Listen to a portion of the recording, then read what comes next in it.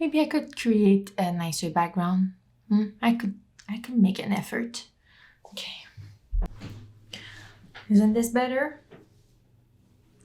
I think it is. I even put some more jewelry for you. Some earrings, some rings. So I think we're ready to go. If you don't know me, my name is Laurence and I post art videos. I aim for once a week. But you know, sometimes life happens. Today, I come with a long-awaited video. I've been saying that I would do this video for a long time. I've been saying, I would do this video soon, but I think it's been months. So today, I come to you with an update on my swatchbook. So I set up this swatchbook a long time ago. I think it's been more than a year. Okay, I published a video in December of 2021 in which I set up this swatchbook and I was inspired by a bullet journal. I created a key, a table of content, a bit like a bullet journal. So it's been a bit more than a year, so I thought that I could do an update. Since then, I've been using it and I've had some thoughts about things that work, things that don't, things I would do different. That video, I think, is one of my most popular that I've had on my channel. And that's why I want to do an update, because people see that video and they see all the good stuff. And it's very inspiring, I agree. It's a fun thing to do.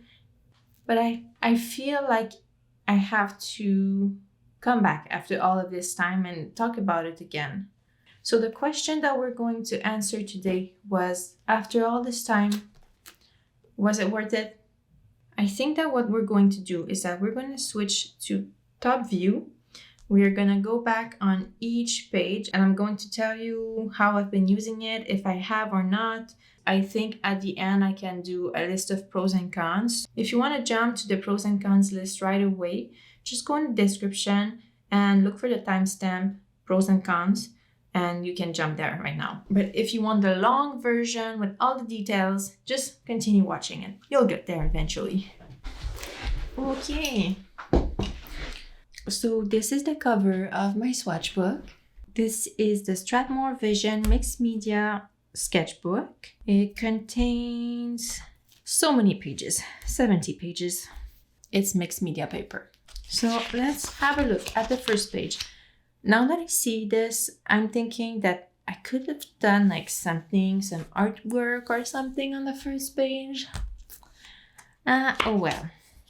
So you have this first gray page and then I skipped the page for some reason. Oh yeah, I thought I would do an artwork here. See, I didn't do anything.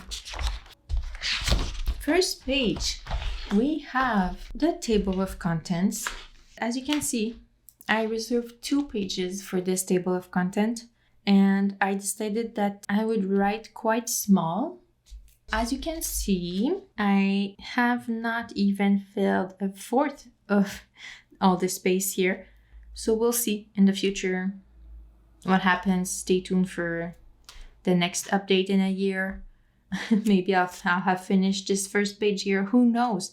But it's weird because I feel like I have used it quite a lot, but still I'm on to page 43. This is the last entry that I have. The next page is the key. So what I did for this one, I think it's one of my favorite pages looks wise. So this is a page all about art materials characteristics. I have created this page because brands all use a different system to talk about their materials characteristics. So sometimes it's very similar from brand to brand, but sometimes it's not. So I decided to create my own system. I have decided what I would use to represent light fastness, staining, granulation, transparency, series. And here I have a little table with all the different brands and what they use compared to what I'm planning on using. In the future, I can just refer to this little table here and then quickly write what the characteristics are in my swatchbook. Then on this side, I have created a template for swatching watercolors and inks. So I calculated everything in this page. I tried to do something that would be very nice looking. And this is just an example. So I swatched 2 watercolors just to have like a visual of what it could look like. So this is a template of something that I could replicate in the future if I want to.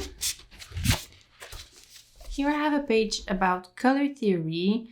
I read some stuff about color theory and I just decided to write it down here. So I have my cool primaries, my warm primaries, and what happens when you mix them together. It's not a very detailed page. I would say it's pretty basic. And it's not the most accurate also, but it's just something for me, something that's nice to look back on, and then I can build on this. Then here I came up with some mixing charts. Well, in fact, I did not come up with this. I did not invent this. These are things that I saw in my research in different videos and blogs. So I decided to write them here. So I have an example of different ways I could mix my colors and like different ratios. And I also put some examples here. So here I really mixed the colors, but here I just put some dots. So I think it's a better visual, a better representation. And in the future, when I want to recreate this, it's going to be very easy to understand what I meant with this chart. Then I have these color wheels, which are other ways of mixing colors. So I have like the traditional primary wheel. Well, you could use any colors here, but you start with 3 colors and then you mix them together. You create secondary colors and then tertiary colors. So this is a bit more traditional. And here you also mix 3 colors together, but in slightly different ways. And then in here is a pretty intense color wheel. I haven't really used this one. It would be nice though. It would be a really nice visual, but I think it's very complicated. So anyway, I have options here that I could use if I wanted to. Then I have another swatch page example. So I was thinking of creating a swatch template that would be more horizontal, because the previous ones that you saw, they were like vertical ink or watercolor swatches, but this one is horizontal. There is still a place to write the name, the pigments, the characteristics, and other stuff that I thought of including. So a dark line for opacity test. I calculated the distance, but you can see that here I was a bit less, I did not really calculate everything. I think I started realizing that if I calculate everything, it's just gonna add so much time to create a swatch page like this, and it's not very user-friendly. So this is just another option that I thought would be nice to have. This is when I was thinking of swatching all of my inks, which I did. You're gonna see it later. I thought about different ways of creating some swatches. What I wanted was to have different areas. I think I used this one in the end. So in each of these little templates, I had a place to put a gradient with my brush. Then I wanted to see if the ink would reactivate. So what I would do was just put some ink, let it dry, and then try to have it reactivate with some water after. Then I wanted an area to just like put a couple of drops of ink and use a palette knife to have it move around just to see what kind of textures we could create. And then I wanted to have an area for wet on wet techniques. So I just played around with different ways of representing all of that. And then I was also considering how many of these little areas I could fit in one page. So these are other options that I could use, that I have used.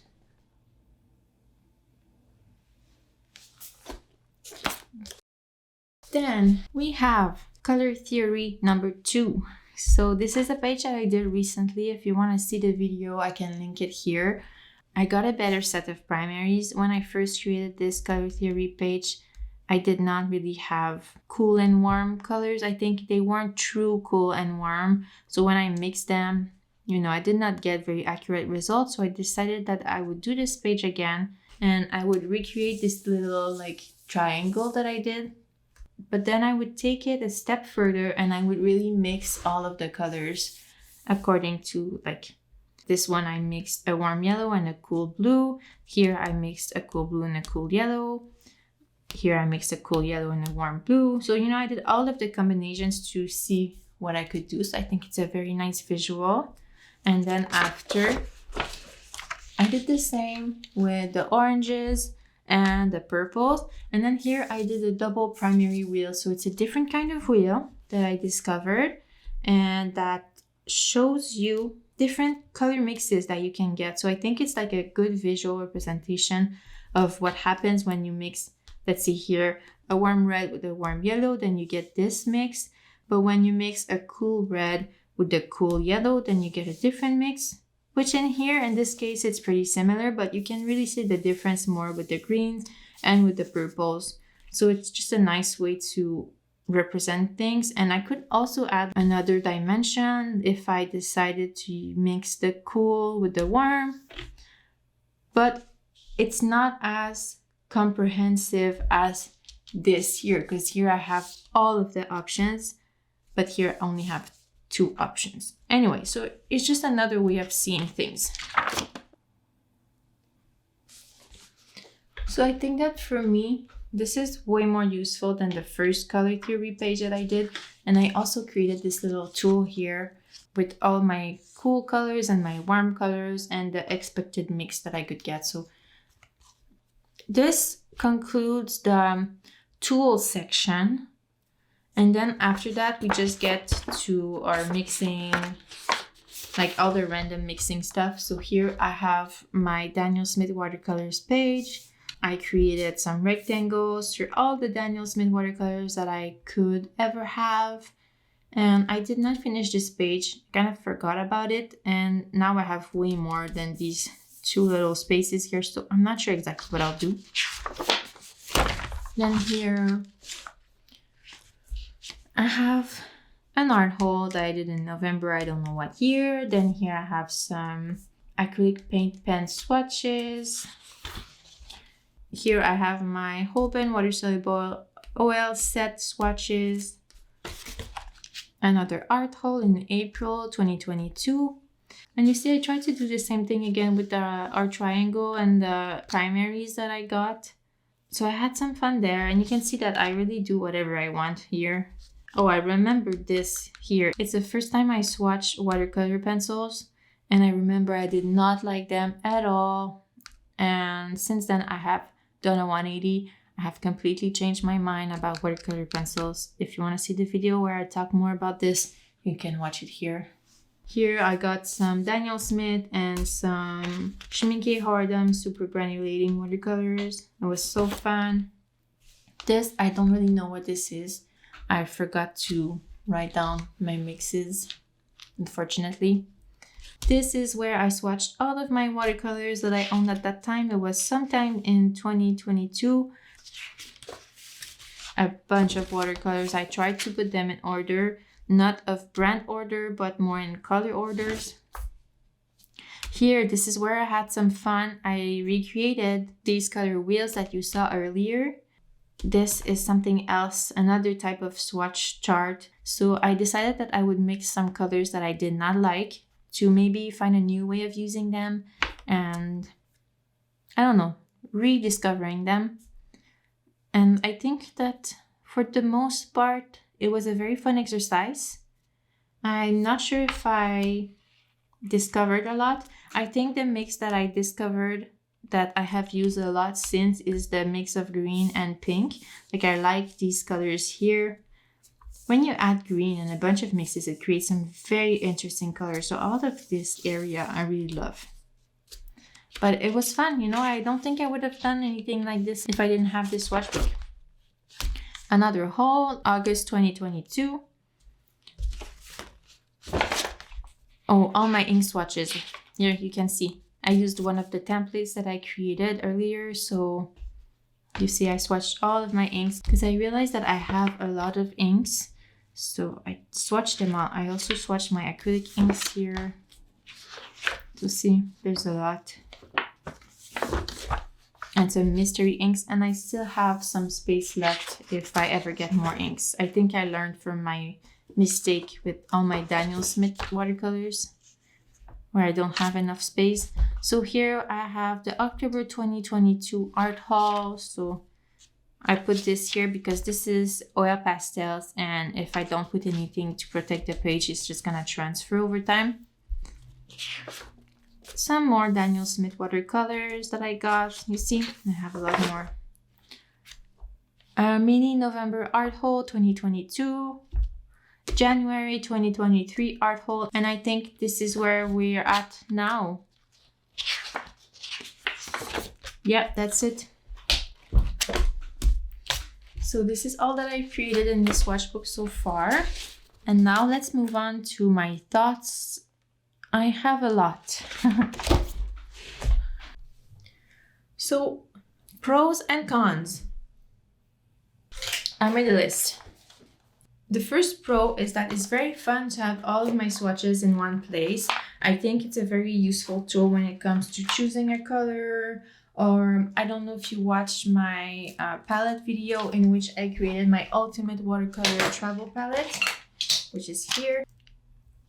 So I had a look at all of my watercolors. They were all swatched, so it was very useful to have access to that, and it makes decision making after that easier.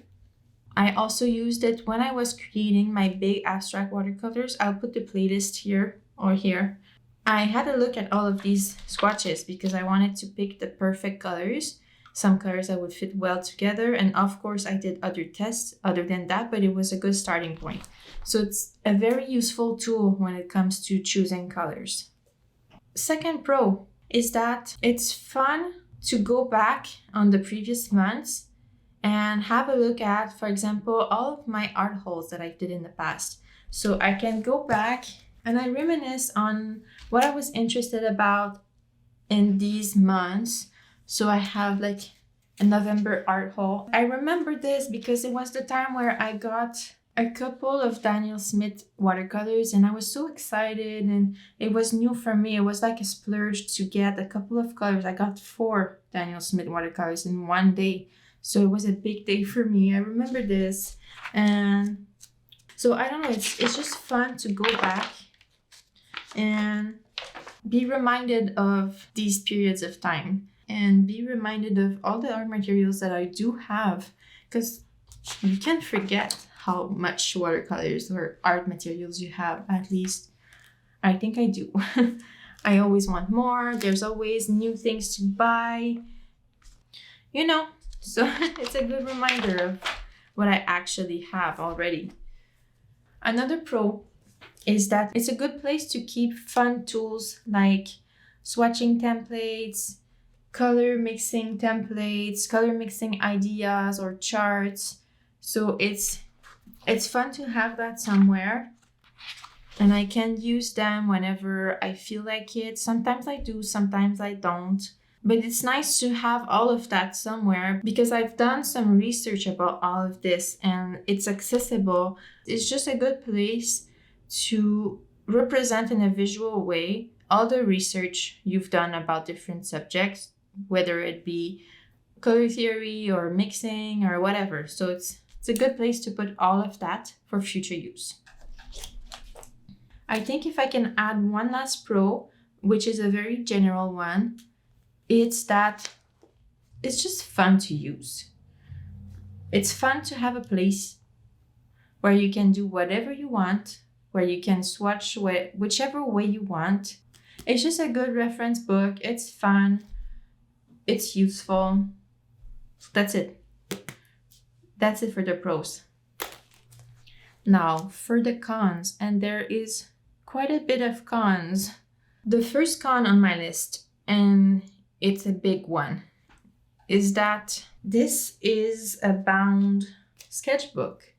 So you can't add any pages, or you can't change the order of the pages. So you kind of have to plan ahead.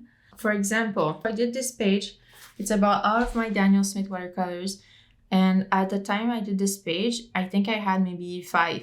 I created a bunch of little rectangles where I could swatch my colors in the future.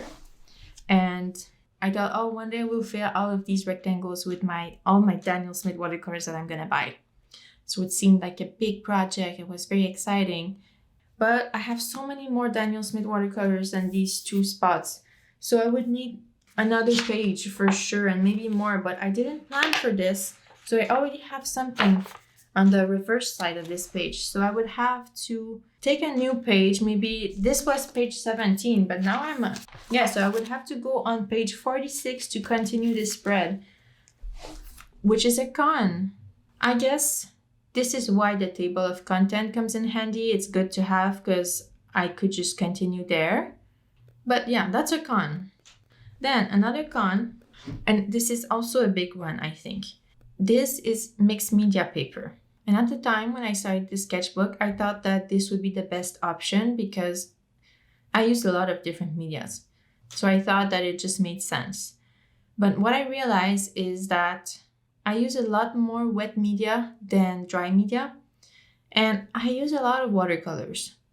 And I think that when it comes to swatching watercolor, a thing that you want to see is the granulation and how it behaves on paper.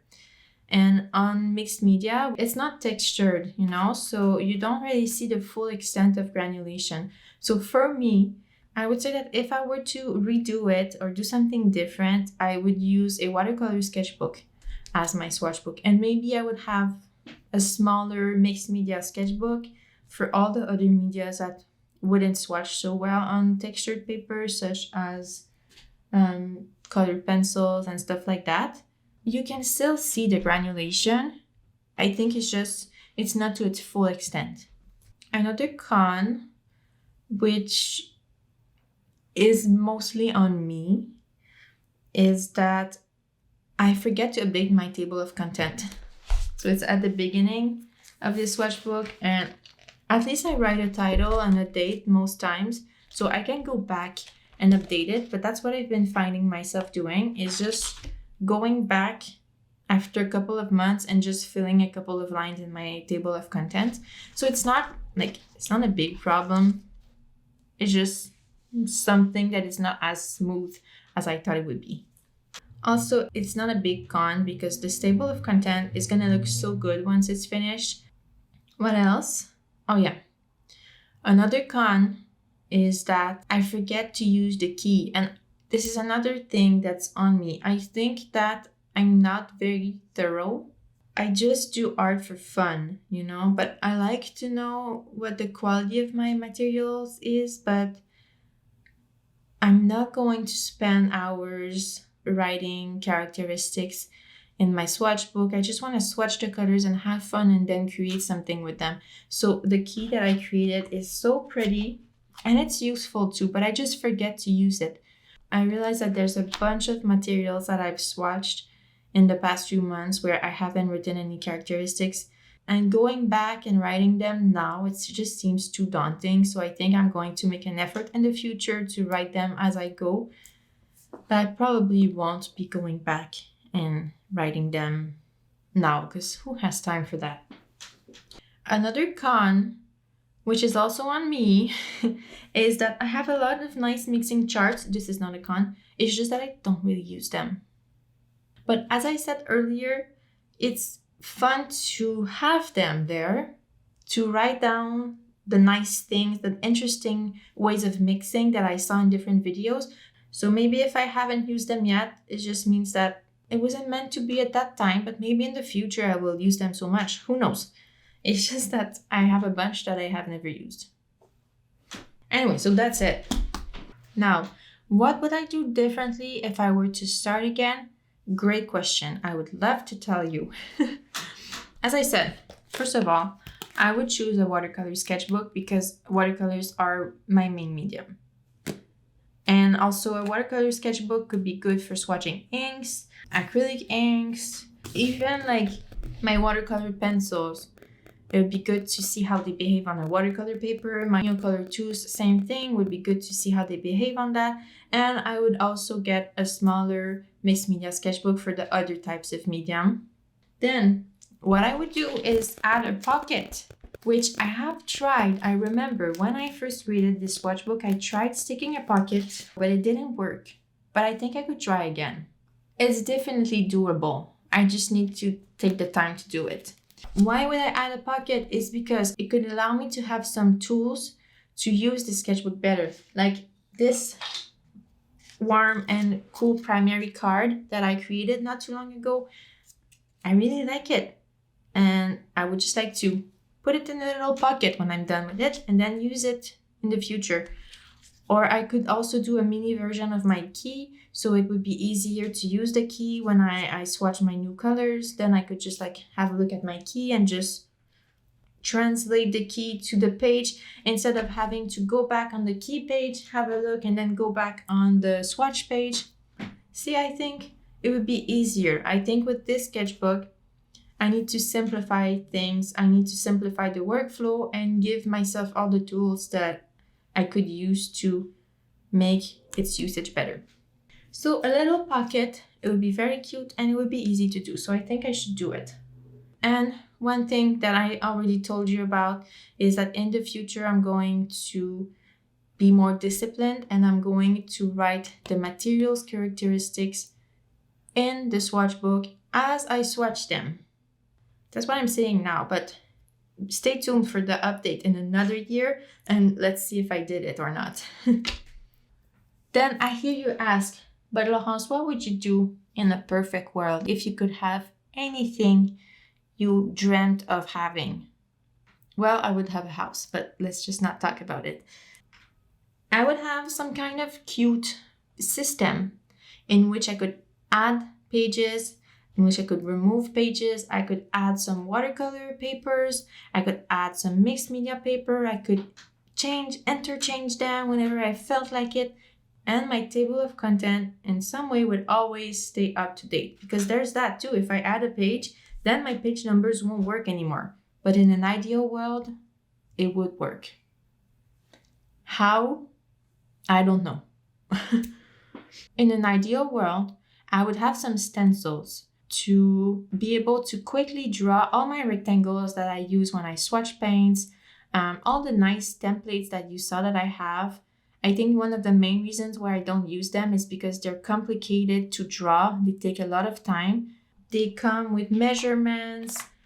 It's just a big task when I can just take my art supplies and just swatch them already, you know? So I think that if I had stencils, it would be way quicker to just draw them. You're not gonna have like a stencil that is the size of this page and with all the measurements and stuff already calculated and already included in the stencil. I could just place it and then draw all the little squares and we would be done in like a minute. But now I think it takes 15 to 30 minutes to draw a whole page according to all the calculations and the measurements that I had initially planned. Anyway, so stencils would be great, and also they could fit in the pocket in this swatchbook. To finish off this video, I would like to say my final thoughts. First of all, would I do anything differently? Yes, I already spoke about it. But as you can see, it's not much. I would choose a different type of sketchbook. I would add a pocket, which is totally doable. And I would just be more diligent in the future with writing all the characteristics. So it's doable too. So one thing I can't change because it's the type of sketchbook and I don't want to change the sketchbook. I still have so many pages left. I don't want to have to redo all of it. So I'm going to keep it. But the rest I can easily just implement in the future. So there's that. And then the question that you were waiting for, that you watched this whole video to get to this question is, was this worth it?